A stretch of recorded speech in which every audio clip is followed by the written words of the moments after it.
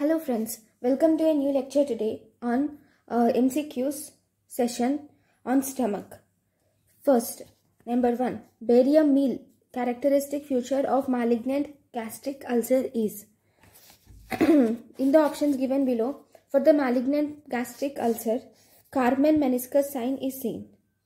Karman meniscus sign is lens-shaped appearance of inner margin.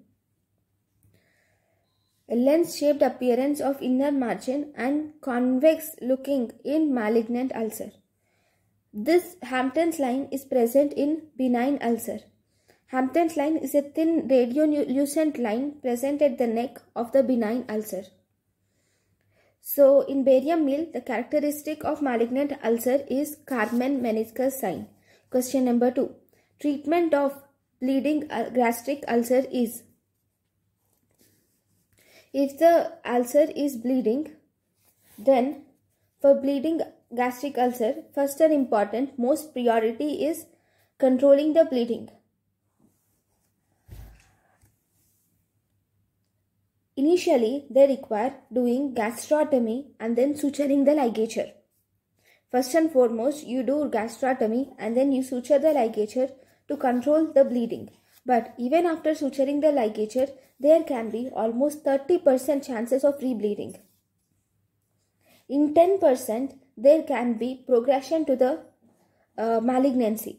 So, in order to prevent rebleeding and also to prevent progression to malignancy, we will have to remove the gastric ulcer. So, you should do a distal gastrectomy is preferred.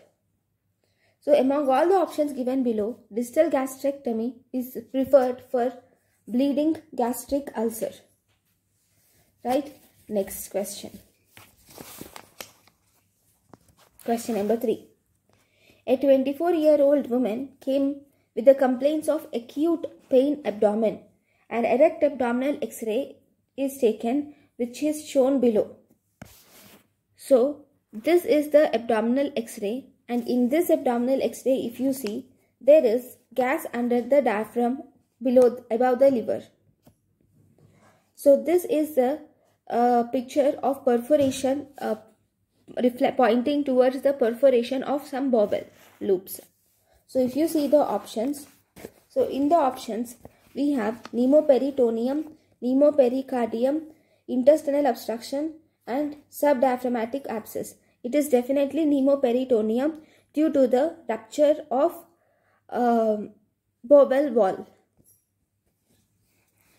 Then question number 4. A 54-year-old male patient came with the complaints of gastritis, diagnosed to have gastric ulcer, for which he has undergone partial gastrectomy 3 years back. He is on omeprazole, high dose omeprazole. Follow-up endoscopy reveals 2 ulcerative lesions in the gastric mucosa. Then what is the next scenario? See, this patient with gastritis and gastric ulcer have undergone partial gastrectomy 3 years back. And on follow-up, omeprazole. And in the endoscopy, again he has shown 2 ulcerative lesions in the gastric mucosa. So, there is recurrence of ulcerative lesions even after doing gastrectomy. Then, what is the diagnosis? What is the next management? See, if there is recurrent gastric ulcer after the gastrectomy, then always think that